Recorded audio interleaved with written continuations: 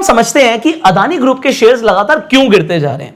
और उससे भी बड़ी बात, कई सारे ऐसे लोग होंगे जो ऑलरेडी इन्वेस्टेड है। अगर उन्होंने अदानी ग्रुप ऑफ कंपनीज के शेयर्स खरीद रखे हैं तो आज की डेट में उन लोगों को क्या करना चाहिए। अच्छा, ऐसे भी बहुत सारे लोग हैं जो इस वक्त इसे अपॉर्चुनिटी समझ रहे हैं कि भैया ये तो खरीदने का टाइम है, 4000 का स्टॉक आज की डेट में 1000-1500 रुपए में मिल रहा है तो उसे खरीद लेते हैं। यहां से अगर 2000, 2500, 3000 भी हो गया तो हमारी चांदी हो जाएगी। अब जो मैं एनालिसिस दिखाने वाला हूं वो बहुत काम की एनालिसिस है और इसे हम डिटेल में समझेंगे। अब आप मेरी स्क्रीन पर देख पा रहे होंगे, यहां पर बिजनेस टुडे का एक आर्टिकल है और इस आर्टिकल में लिखा हुआ है हिंडनबर्ग रिसर्च ने जिन कंपनीज के ऊपर रिपोर्ट्स निकाली है उनके यहां पे नाम मेंशन है। अब आप बड़े ध्यान से समझिएगा, ये जो कंपनीज के नेम यहां पे मेंशन है, इनके ऊपर रिपोर्ट आई है, तो इनके शेयर्स का क्या हाल हुआ ये हम एक छोटी सी एनालिसिस करते हैं। तो यहां पर देखिए आपको निकोला का नाम दिख रहा है, यहां पे विंस फाइनेंस दिख रहा है, तो यहां पे ऑलरेडी मैंने कंपनियां खोली हुई हैं, ये आप देख सकते हैं। एग्जाम्पल निकोला का ही है, तो ऑलमोस्ट 95% ये स्टॉक टूट गया 65 से, अभी आपको $2.73 का दिख रहा है। सेम यहाँ पे विंस फाइनेंस का आपको दिख रहा है, तो ये भी ऑलमोस्ट 300 प्लस का था, ऑलमोस्ट जीरो हो गया। यहाँ पे हम चाइना मेटल रिसोर्सेज की बात कर रहे हैं, आपको दिख रहा है कि स्टॉक खत्म हो चुका है। सेम आप ये सारी कंपनीज का हाल देख सकते हैं कि सबका स्टॉक लगातार गिरा है। अब जब हम बात कर रहे हैं कि यहाँ पे हिंडनबर्ग ने एक रिपोर्ट निकाली अदानी के ऊपर, हम ये नहीं बोल रहे कि ये रिपोर्ट सही है गलत है, देखो मैं नहीं होता है इसके ऊपर कोई भी जजमेंट देने वाला, बट बात ये है इन्होंने एलिगेशंस क्या लगाया अदानी ग्रुप के ऊपर, और अभी आपने सुना भी होगा कि अदानी ग्रुप ने जवाब दिया। तो मैं आपको दोनों चीजें समझाऊंगा। देखिए यहां पर हिंडनबर्ग रिसर्च की कुछ एलिगेशंस हैं। सबसे बड़ी एलिगेशन उनकी ये है कि अदानी ने स्टॉक्स को मैनिपुलेट किया है। अब मैनिपुलेट कैसे किया वो भी मैं आपको समझाने की कोशिश करूंगा। तो स्टॉक मैनिपुलेशन का एक बहुत बड़ा एलिगेशन लगाया है। दूसरी चीज इन्होंने बोली है कि भैया ये जो भी ग्रोथ हुई है ना, ये जो आपको दिख रहा है कि ये जो स्टॉक पहले भागा था, ये इसलिए भागा है क्योंकि इन्होंने इतना ज्यादा डेट लिया है, और ये जो भी ग्रोथ हुई है it is backed by data only. और तीसरी बड़ी सबसे बड़ी चीज ये है कि जो इनकी वैल्यूएशंस हैं वो बहुत ज्यादा है, तो ये ओवर हाइप्ड स्टॉक एक बबल है। तो ये कुछ मेन चीजें हैं। तो इनके एलिगेशंस तो बहुत सारे थे, बट मोटा मोटा मैं आपको समराइज करता हूं। अब सबसे बड़ी बात कि स्टॉक मैनिपुलेशन है, स्टॉक मैनिपुलेशन की कैसे जाएगी। अदानी तो बोल रहे हैं, इसका जवाब यह है कि भाई मेरी कंपनी एक लिस्टेड कंपनी है, अब उसके शेयर्स कोई भी खरीद सकता है। अब इन्होंने हिंडनबर्ग ने जवाब दिया कि भैया आपके जो शेयर्स हैं वो किसने खरीदे हुए हैं हम बताते हैं। इन्होंने बोला कि मॉरिशस बेस्ड कई सारे इन्वेस्टमेंट फंड्स हैं और वो उनके अकॉर्डिंग, हिंडनबर्ग के अकॉर्डिंग शेल कंपनीज है। शेल कंपनीज क्या होती है? खोखली कंपनियां। आपने पैसा किसी भी तरीके से शेल कंपनीज तक पहुंचाया है, अब वो हवाला के थ्रू आपने किया है, कैसे भी किया, और इन कंपनीज ने आप ही की कंपनी के शेयर्स खरीद रखे हैं। 90% से ज्यादा इन कंपनीज के पास होल्डिंग्स हैं। इसका मतलब है इन्होंने बहुत ज्यादा पैसा, बिलियंस के अंदर आपकी कंपनी में लगाया हुआ है। ग्रुप ऑफ कंपनीज में ऑलमोस्ट 8 बिलियन के आसपास का एक्सपोजर है। तो 8 बिलियन आप समझ रहे हैं, आज की रेट में अगर मैं 80 रुपए का एक डॉलर को समझूं तो 1 बिलियन हुआ 8000 करोड़ रुपए। और इसी तरीके से आप इंटू 8 कर दीजिए, you will get to know कि इतना बड़ा अमाउंट 64,000 करोड़ रुपीस इन्होंने लगा रखा है अदानी ग्रुप ऑफ कंपनीज में। अब इससे होता क्या है, अब ये पैसा लगाया, इसका मतलब क्या है? पैसा लगाया मतलब शेयर्स खरीद लिए। अब शेयर्स जब खरीद लिए तो जो फ्री फ्लोट शेयर्स हैं, देखिए शेयर्स लिमिटेड होते हैं। अब यहां पर डिमांड और सप्लाई का प्रिंसिपल होता है, अगर कोई चीज कम हो जाएगी तो उसके दाम बढ़ जाएंगे। अब अदानी के अगर शेयर्स नहीं मिल रहे और किसी को खरीदने तो उसे महंगे दाम पे खरीदना पड़ेगा, और ये साइकिल चलती रहती है जब तक ये बबल बर्स्ट नहीं होता। मैं नहीं कह रहा बबल है ये, बट द थिंग इज ये साइकिल तब तक चलती रहती है जब तक मार्केट में बहुत सारे शेयर्स नहीं आ जाते। अब इसे आप, बहुत सारे केसेस होते हैं, पंप एंड डंप, अगर आपने स्कीम सुना हो, ऐसी बहुत सारी चीजें होती हैं स्टॉक मार्केट में जो ऑलरेडी चल रही हैं। सो एक स्टॉक, एक कंपनी का स्टॉक जो मार्केट में अवेलेबल नहीं है, और अगर उसकी डिमांड आएगी तो उसका प्राइस बढ़ता चला जाएगा। और अगर पैसा लगा के उन स्टॉक्स को खरीद लिया जाए और वो खत्म हो जाए तो लोगों को लगेगा ये बहुत बढ़िया चीजें से खरीद लेते हैं। तो ज्यादातर जो आज की डेट में रिटेल इन्वेस्टर हैं वो अदानी में कब फंसे हैं। आप देखेंगे ये जो हम 3000 से ऊपर का रेट देख रहे हैं, 3000, 4000, इस टाइम पर जाकर कई सारे लोगों ने इसमें पैसा डाला है, मतलब almost top of the valuation पे पैसा डाला है। और उसके बाद देखिए ये स्टॉक यहां से गिरना शुरू हुआ। अब ये एक रिसर्च रिपोर्ट लाई गई या आ गई, ये बहुत सारे सिनेरियोज हो सकते हैं। क्यों? क्योंकि जब तक ये स्टॉक टूटना नहीं शुरू किया था तब तक आप और मैं हिंडनबर्ग को जानते भी नहीं थे। मैं तो नहीं जानता था भाई, मुझे जब से इसके बारे में पता लगना शुरू हुआ उसके बाद ही तो मैंने रिसर्च करी। आप भी तो आज मेरे मुंह से तभी सुन रहे हैं। अगर ऐसा कुछ होता ही नहीं कि स्टॉक टूटता ही नहीं तो हम इसके बारे में शायद अभी जानते भी नहीं। तो अब बहुत सारे एफ एंड बर्ड्स हैं, बट इस केस को मैं आपको समझा रहा हूं। तो पहला उनका जो एलिगेशन है वो ये है अदानी ग्रुप के ऊपर कि भैया शेल कंपनीज ने आपके स्टॉक्स खरीदे हैं और फ्री फ्लोट कम हो गया मार्केट में, इसकी वजह से आपके स्टॉक्स बहुत ज्यादा बढ़ गए हैं। उसके बाद दूसरी सबसे बड़ी चीज क्या है यहां पर कि भैया आपका जो स्टॉक है ओवर वैल्यूड है। अब वैल्यूएशन हम कैसे निकालते हैं? अगर हम फंडामेंटल एनालिसिस करते हैं, यहां पर मैं टिकर टिप पर आ गया हूं, यहां पर देखिए फंडामेंटल अगर हम एनालिसिस करते हैं तो हम सबसे पहले देखते हैं पी रेशियो को। पी रेशियो का मतलब होता है प्राइस टू अर्निंग रेशियो। आज की डेट में जब आपको एक महीने में स्टॉक ऑलमोस्ट 60% टूटा हुआ दिख रहा है, उसके बावजूद भी अदानी एंटरप्राइज का पी रेशियो 2:9 का आ रहा है, मतलब 200 से ज्यादा का पी रेशियो। आम भाषा में समझाऊं तो इसका मतलब होता है कि अगर आपको 1 रुपया कमाना है इन्वेस्ट करके तो आपको 230 रुपया डालना पड़ेगा। 1 रुपया कमाने के लिए 230 रुपया डालना पड़ेगा।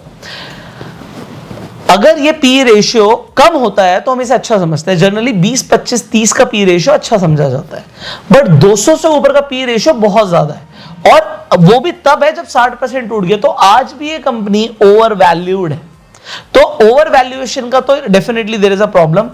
अब सबसे बड़ी बात आती है कि हम कहते हैं अदानी बिल्कुल ठीक है, अदानी इज 100% ओके। तो अगर अदानी ग्रुप बिल्कुल 100% ओके है तो जिन लोगों ने 4000 रुपए में स्टॉक खरीदा है, तो अब उनका ऑब्जेक्टिव क्या था? उनका ऑब्जेक्टिव था 4000 से 5000 हो जाए, 6000 हो जाए, 7000 हो जाए, 8000 हो जाए। तो आपको ये समझना पड़ेगा स्टॉक्स का प्राइस बढ़ता कब है। स्टॉक्स का प्राइस, एक तो मैंने आपको सिनेरियो समझा दिया, डिमांड एंड सप्लाई। अभी क्या हो रहा है, लगातार लोअर सर्किट्स लग रहे हैं। लोअर सर्किट का मतलब ये होता है कि मार्केट में बायर्स नहीं है, सिर्फ सेलर्स हैं, सब बेच ही रहे हैं। क्योंकि सब बेच रहे हैं और यहां पर आप समझ रहे हैं बायर्स नहीं है, तो स्टॉक में जाके लोअर सर्किट लगता है। अब यहां पर अगर हम चार्ट पे देखें तो चार्ट पे आपको देखेगा डेली टाइम फ्रेम पर एक हैमर बनी है। अब यहां पर अगर मैं चार्ट एनालिसिस करूं तो सबसे पहली बात तो मैं देखूंगा कि स्टॉक अभी डाउन ट्रेंड में है। दूसरी चीज, एक स्ट्रॉन्ग यहां पे हैमर कैंडल मुझे दिख रही है। अगर इस हैमर का हाई ब्रेक होता है, इट कुड बी ये स्टॉक यहां से ऊपर जा सकता है। अगर ये अपना लो ब्रेक कर देता है तो ये लो भी अगर आप समझें तो 1000 के नीचे है। It can be too late to exit from this stock. देखिए, अगर मैं अपनी एक राय दूं तो मैं किसी को भी सजेस्ट नहीं करता कि आप कोई भी ऐसे स्टॉक में इन्वेस्ट करें जो डाउन ट्रेंड में हो। अब आपको लगेगा नहीं यहां से बाउंस बैक कर सकता है, देखो लगने पे हमें पैसा नहीं लगाना चाहिए, हमारी अपनी एनालिसिस होनी चाहिए। एग्जांपल मैं यहाँ पे येस बैंक का दूंगा। देखिए, येस बैंक को अगर आप समझें तो ये स्टॉक एक टाइम पे, आई जस्ट शो यू, ये स्टॉक एक टाइम पे, थोड़ा सा पीछे आ जाते हैं तो आपको दिखेगा ये स्टॉक एक टाइम पे 400 रुपए के आसपास था। It was around 400 rupees and 400 रुपए से ये स्टॉक गिरता हुआ 5 रुपए तक आ गया था। तो एक चीज जो 400 रुपए की थी, जब वो टूटना शुरू हुई, आप मान लीजिए इस सिनेरियो पे लोगों को 160 रुपए पे लगा है, बहुत सस्ता है। उसके बाद ये देखिए दोबारा से 280 के लेवल्स तक भी गया, पर फिर वहां से और टूट गया। जब तक कोई स्टॉक अपने डाउन ट्रेंड पे है, वी कैन नॉट से कि आप इसमें पैसा लगाइए। एज अ टेक्निकल एनालिसिस तो मैं सजेस्ट नहीं करूंगा। अब ये तो कुछ पॉइंटर्स थे जो आपके लिए जानने जरूरी थे। अब देखिए, हिंडनबर्ग रिसर्च रिपोर्ट्स पब्लिश करते हैं कंपनीज के ऊपर, हमने देखा उनके स्टॉक्स गिरते भी हैं। इनका एक मेन बिजनेस भी है कि ये मार्केट में शॉर्ट सेलिंग करते हैं। अब शॉर्ट सेलिंग क्या होता है कि आपने स्टॉक्स खरीदे, स्टॉक्स बढ़ गए तो आपको तो फायदा होगा, पर अगर स्टॉक्स टूट गए तो टूटने पर भी फायदा हो सकता है। इंडिया के अंदर जब हम ट्रेड करते हैं, हम निफ्टी में, बैंक निफ्टी, आपने नाम तो सुने होंगे, सेंसेक्स नाम सुना होगा। सो आप फ्यूचर्स एंड ऑप्शंस में ट्रेड कर सकते हैं, इसके अंदर आप शॉर्ट सेल कर सकते हैं। सो अगर आप फ्यूचर्स के अंदर या ऑप्शंस के अंदर कोई जाके पोजीशन बनाते हैं तो स्टॉक के गिरने पर भी आपको बहुत बड़ा मुनाफा हो सकता है। सो अब ये शॉर्ट सेलिंग के पीछे कौन है? शॉर्ट सेलिंग हिंडनबर्ग रिसर्च तो ओपनली बोलता है कि हम करते ही हैं, बट ये कितने बड़ी पोजीशन में करते हैं ये लोगों को शायद नहीं जानकारी। मुझे भी इंटरनेट पर इसकी जानकारी नहीं मिली है अभी तक, बट डेफिनेटली ये बहुत पैसा कमा सकते हैं और कमाते भी होंगे डेफिनेटली शॉर्ट सेल करके। अब ये तो हमने देखा कि अडानी एंटरप्राइज पिछले एक महीने के अंदर ऑलमोस्ट 60% गिर गया, पर निफ्टी कितना गिरा? यहां पर देखिए, निफ्टी पिछले एक महीने के अंदर सिर्फ 1% करेक्ट हुआ है। अब मैं आपको एक चीज बताता हूं, एक बहुत इंटरेस्टिंग डेटा है। बजट आ चुका है, आप सबने देखा कि बजट ओवरऑल अच्छा ही आया है। आप पिछले 10 साल का डेटा उठाइए, आप देखेंगे हर बार बजट के बाद मार्केट जनरली रैली करती है, बढ़ती है। निफ्टी 1% बेशक टूटा होगा पिछले एक महीने में, बट अगर आप नैस्डैक का चार्ट देखेंगे तो एक महीने में 17% बढ़ चुका है। S&P 500 ऑलमोस्ट 9.3% बढ़ चुका है एक महीने में। निफ्टी अदानी के 60% गिरने के बावजूद भी मेजरली करेक्ट नहीं हुआ। इससे एक चीज दिखती है कि हमारी जो ओवरऑल इकोनॉमी है वो स्ट्रांग है। डेफिनेटली अदानी एंटरप्राइज निफ्टी 50 का पार्ट है, बट उसके 60% गिरने के बावजूद भी अभी तक मार्केट में कुछ मेजर करेक्शन नहीं दिखी है। So this can be a good point, and generally market के बाद रैली आती है, so that rally may be coming soon. So अगर वो रैली जल्दी आ रही है तो आप बस चार्ट्स के ऊपर नजरें गड़ाए रखिए, you will definitely find some good opportunities in the market. So down trend वाले कोई भी स्टॉक को मैं रिकमेंड नहीं करता। जब तक कोई स्टॉक अपने अप ट्रेंड में नहीं आता आप उसमें पैसा मत लगाइए। दूसरी चीज, आप डेफिनेटली फंडामेंटल एनालिसिस करके पैसा लगाएंगे तो आप गवाएंगे कम। मैं लोगों को सजेशन देता हूं कि भैया पैसा आएगा तो बाद में, जाना नहीं चाहिए। You should protect your capital. अभी भी अगर आपको लग रहा है मेरा लॉस हो गया, चलो और सही देख लेते, थोड़े टाइम कुछ रिकवर कर जाता है, तो वो लॉस बढ़ भी सकता है। अगर आज आपका 100 रुपया आपके आंखों के सामने 40 रुपया 50 रुपया रह गया, तो मैं कहूंगा 50 रुपया बचा लो। अभी आपको मार्केट में और अपॉर्चुनिटीज दिखेंगी। आप एनालिसिस करने के बाद, और दो तरीके की एनालिसिस है, फंडामेंटल और टेक्निकल, दोनों एनालिसिस करने के बाद ही पैसा लगाइए। सो मेरा एक समरी मैं दे देता हूं। समरी सबसे बड़ी है कि यहां पर जो हिंडनबर्ग की रिसर्च रिपोर्ट है उसमें जो एलिगेशंस हैं, उस एलिगेशन के अंदर एक सबसे बड़ा पॉइंट ये है कि ये ओवर वैल्यूड है अदानी ग्रुप ऑफ कंपनीज के स्टॉक्स, जो कि मेरे हिसाब से कहीं ना कहीं से, ये बाकी एलिगेशंस के ऊपर I can not talk about, तो बाद में ही सामने आएगा।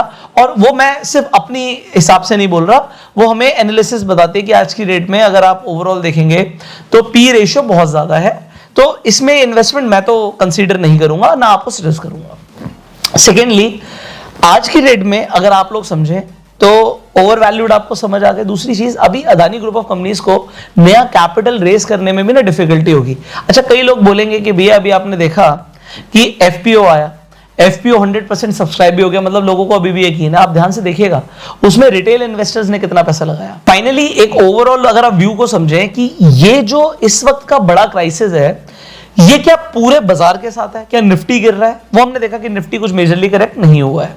दूसरी चीज, क्या सारे सेक्टर्स गिर रहे हैं? जो अदानी ग्रुप ऑफ कंपनी जिन सेक्टर्स में, क्या सारे पूरे सेक्टर्स डूब रहे हैं? सेक्टर्स भी नहीं डूब रहे। ये कंपनी स्पेसिफिक प्रॉब्लम है। सो अगर कंपनी स्पेसिफिक प्रॉब्लम है तो कंपनी के साथ दिक्कत है, बाजार के साथ दिक्कत नहीं है। तो इस चीज को आप लोगों को समझना ज्यादा जरूरी है। फाइनली कंक्लूजन मैं अपनी तरफ से आपको देना चाहूंगा, अगर आप समझे बड़े ध्यान से, तो आपने देखा अदानी एंटरप्राइज ऑलमोस्ट 60% करेक्ट हो गया पिछले एक महीने में, पर निफ्टी क्या मेजरली करेक्ट हुआ? The answer is no. तो मुझे दिख रहा है कहीं ना कहीं इकोनॉमी रोबस्ट है। सेकेंड, जिन सेक्टर्स के अंदर अदानी ग्रुप ऑफ कंपनीज की जो कंपनियां हैं, क्या सेक्टर्स गिर रहे हैं? पूरे सेक्टर नहीं गिर रहे। ये कंपनी स्पेसिफिक प्रॉब्लम है।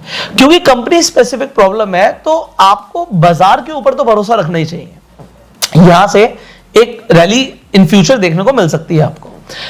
फाइनली एक और सवाल आप लोगों के मन में होगा कि भाई बहुत सारी बैंक्स हैं जिन्होंने अदानी को लोन दिया हुआ है, एसबीआई ने बहुत ज्यादा लोन दिया हुआ है, एलआईसी ने भी बहुत ज्यादा पैसा लगाया हुआ है, तो फिर इनका क्या होगा? देखिए, अगर अदानी यहां से डेट्स को रीपे नहीं कर पाता, बाउंस बैक नहीं कर पाता, तो डेफिनेटली कुछ कंपनीज के ऊपर इसका असर देखने को मिल सकता है। अब आप लोगों को मैंने बताया कि क्या करना चाहिए, ये इंपॉर्टेंट है। पहली बात तो आपको ग्रीड वाले माइंडसेट से बिल्कुल बाहर निकलना है कि यहां से और बढ़ जाएगा, हमें नहीं पता एक स्टॉक कितना भी गिर सकता है, कितना भी बढ़ सकता है। So I do not know the bottom, you do not know the top, हमें नहीं पता। सो हम सिर्फ प्राइस को फॉलो कर सकते हैं। अगर यहां से कंपनी बहुत ज्यादा ग्रो कर जाती है, आपको ऐसा लगता है कि भाई यहां से कंपनी का रेवेन्यू अगले कई सालों में डबल होने वाला है, 10 गुना होने वाला है, तो डेफिनेटली आपको स्टॉक प्राइस भी भागता हुआ दिखेगा। सो जो स्टॉक प्राइसेस होते हैं, they are all about future, कि फ्यूचर में मार्केट को क्या लगता है क्या होगा। और मैंने आपको समझाया कि यहां पर कई तरीके की मैनिपुलेशंस हो भी सकती हैं। तो अगर रिपोर्ट कोई आई है तो ऐसा नहीं है कि हम उसे आंख बंद करके इग्नोर कर देंगे और कहेंगे यही बहुत अच्छा है। सो आप अपनी एनालिसिस कीजिए, उसके बाद ही इन्वेस्टमेंट का डिसीजन लीजिएगा। सी, मैंने जो भी बोला, मैं नहीं कहता कि आप मेरी सारी बातों पे भरोसा करो, मैं कहता हूं अपनी एनालिसिस आप खुद कीजिए। मैं सिर्फ आपको बता सकता हूं कि जो मेरी एनालिसिस कहती है। फाइनली आपको एनालिसिस कैसी लगी आप बता सकते हैं। Thank you so very much.